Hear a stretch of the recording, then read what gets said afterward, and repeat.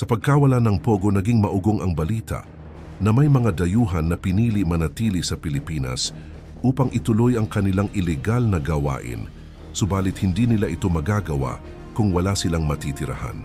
Paano kung sabihin ko sa inyo na may mga ulat na nagsasabi na bumibili na ng mga ekta-ektaryang lupa ang mga Chinese sa ating bansa? Parang land grabbing ang matatawag sa ganitong tahasang aksyon ng mga inchik. Hindi lang basta mga negosyo ang napapatakbo nila, maging ang mga lupain ay madali na rin nilang nabibili sa murang halaga. Ang mga ulat na ito ay nagdudulot ng takot at pag-aalala sa maraming Pilipino. Parang nawawalan na sila ng kontrol sa kanilang sariling lupain. May mga nagsasabi na baka mawala na ang ating mga karapatan sa lupa kung patuloy ang ganitong mga pangyayari. Sa ating video ngayon, tatalakayin natin ang katotohanan hinggil sa balitang ito. Sasagutin din natin ang mga tanong kung ano ang gagawin ng ating gobyerno para maprotektahan ng mga Pilipino mula sa mga posibleng negatibong epekto ng mga Chinese investments at paano natin mapapanatili ang kontrol ng mga Pilipino sa mga lupain sa sariling bansa. Hindi na linggid sa kaalaman ng karamihan na marami ng mga lupain ang naibenta at pagmamay-ari na ng mga Chinese sa ating bansa. Marami ring usap-usapan na unti-unti na tayong sinasakop ng komunista dahil ito sa batas na tinatawag nilang Chinese Intelligence Law, na kung saan sa ikapitong artikulo nito sinasabi na lahat ng mga Chino sa buong mundo ay dapat suportahan ang kanilang gobyerno. Ibig sabihin pati ang mga Chino na nakatira at may negosyo sa Pilipinas ay obligado na tulungan ng kanilang gobyerno, kahit na ibig sabihin nito ay pagbibigay ng impormasyon tungkol sa ating bansa. Parang ang ibig sabihin, kung may negosyo o lupa ang isang Chino dito, parang pagmamay-ari na rin ito ng kanilang gobyerno. Dahil dito, may mga nag-aakusa na parang sinasadya nilang kontrolin ang ekonomiya ng ating bansa. At kung mangyari man iyon, parang nagiging tuta na lang tayo ng China, wala na tayong kalayaan. Sa mga kamakailang ulat, nagsimula ng mag-usisa ang mga autoridad sa paglaganap ng mga Chinese national na may peking Filipino citizenship na nag-aangkin ng mga malalawak na lupain sa Luzon. Ang isyong ito na nagsimula ng ilang dekada ay nagdudulot ng malaking panganib sa seguridad ng bansa at nagbubukas ng pinto sa mga iligal na operasyon. Ang mga pangalan ni Heidi Tayang at Willie Ong ay lumutang sa kontrobersya na sinasabing gumagamit ng peking dokumento upang mapabilis ang pagbili ng lupa at pagtatayo ng mga negosyo. Ang modus operandi ng mga ito ay hindi lang basta pagnanakaw ng lupa, kundi ang pagkuha nito sa sobrang murang halaga. Ayon sa investigasyon ng Presidential Anti-Organized Crime Commission, PAOCC, nagbabayad ang mga Chinese national ng hanggang 70,000 piso kada ektarya para sa mga lupain. Sa halagang ito, hindi maiiwasang isipin ang laki ng mga lupain na kanilang nakuha. Ang isang ektarya ay katumbas ng 10,000 metro kuwadrado. I-imagine mo na lang kung gaano kalaki ang isang ektarya. 20 beses ang sukat ng isang basketball court. Kung ganito kalaki ang isang ektarya, ano pa kaya ang sukat ng libu-libong ektarya na nakuha ng mga Chinese national sa probinsya ng Bamban, Tarlac? Masakit isipin na habang hirap ang mga Pilipino na makakuha ng sariling lupa para sa pamilya at pangarap, madali lang para sa mga dayuhan na makuha ang mga ito. Para bang isang simpleng pagbili sa tindahan, ang sariling lupain na dapat sanay mapakinabangan ng mga Pilipino ay kinukuha at inaagaw ng mga dayuhan. Ang kawalang katarungan ay sumisigaw sa bawat sulok ng ating bansa. Hindi lang usapin ng ekonomiya ang nararanasan natin, kundi isang banta rin sa seguridad ng ating bansa. Ang pag-aangkin ng mga dayuhan sa mga lupang pang-agrikultura ay hindi lang nagdudulot ng pagkawala ng mga mapagkukunan, kundi nagbubukas rin ng pinto para sa mga ilegal na aktibidad tulad ng pagsasamantala sa mga manggagawa at pagpupuslit ng mga ipinagbabawal na gamot. Ang pagbili ng malalawak na lupain ng mga Chino sa ating bansa ay isang issue na patuloy na pinag-uusapan at pinagtatalunan. Ang pangunahing tanong ng marami ay kung ano ang tunay na layunin ng mga ito sa pagbili ng mga lupaing ito. May mga kaso kung saan nagagamit ang mga lupaing ito sa pagtatayo ng mga POGO, Philippine Offshore Gaming Operator, na nagdudulot ng kontrobersya dahil sa mga aligasyon ng iligal na gawain at paglabag sa batas. Mayroon ding mga nagsasabi na ang mga Tsino ay gumagamit ng pekeng pagkakakilanlan o Filipino documents para makabili ng lupain sa legal na paraan. Ngunit hindi natin dapat gawing pangkalahatan ang mga kasong ito. Maraming Tsino ang malinis ang layunin at nais lamang magpayaman at magtayo ng negosyo. Ang ilan ay nag-i-invest sa bansa sa pamamagitan ng pagbili ng lupa.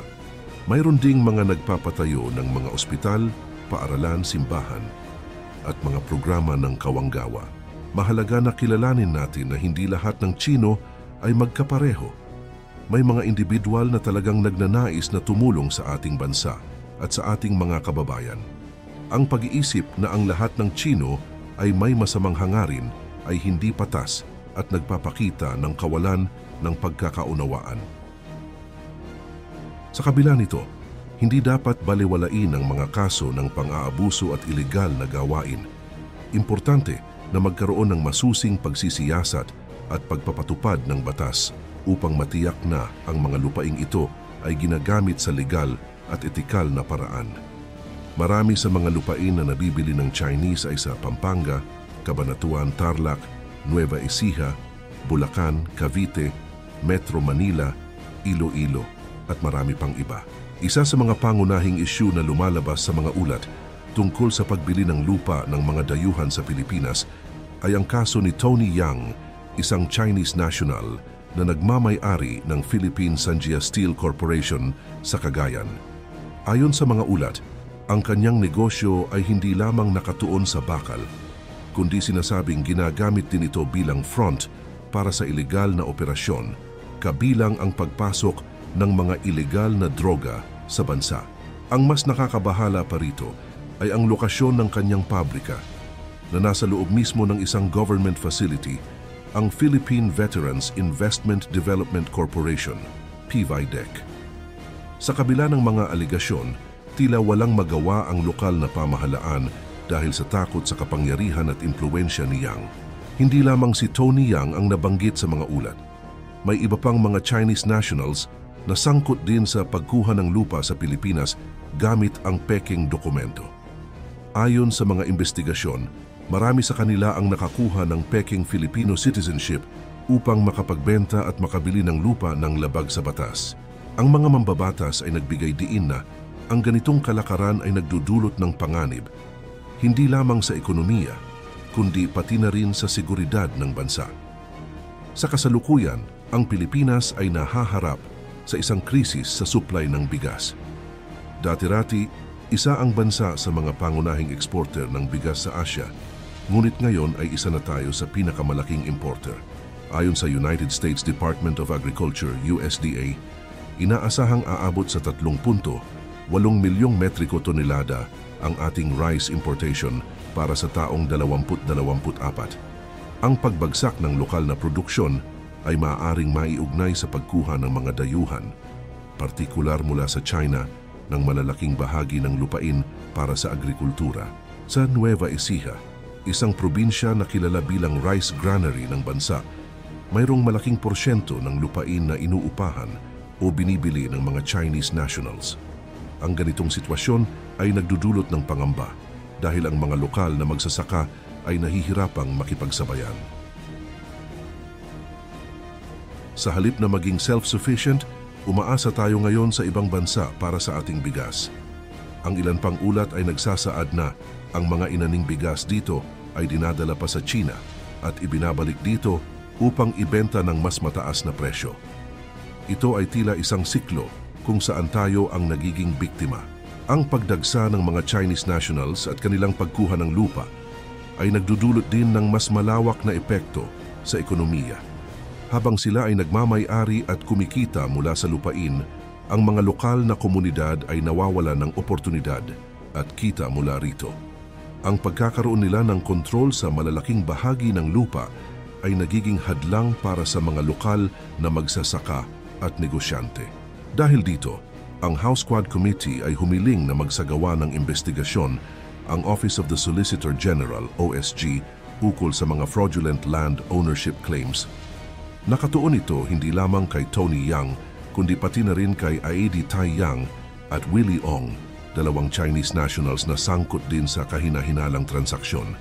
Ang kanilang pagkakasangkot ay nagpapakita kung gaano kalawak ang problema at kung paano ito nakaapekto hindi lamang sa agrikultura, kundi pati na rin sa seguridad at integridad ng ating bansa. Sa huli, ang isyong ito ay hindi lang dapat pakawalan. Kailangan nating ipaglaban ang karapatan ng bawat Pilipino sa kanilang lupang tinubuan. Dapat tiyakin ng ating gobyerno na magkakaroon ng sapat na proteksyon ang ating mga mamamayan laban sa mga ganitong uri ng pang-aabuso.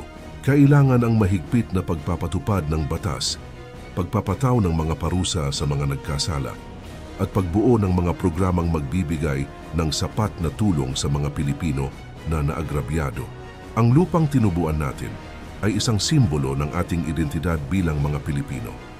Huwag nating hayaang maagaw ng mga dayuhan ang karapatan natin sa ating sariling tahanan.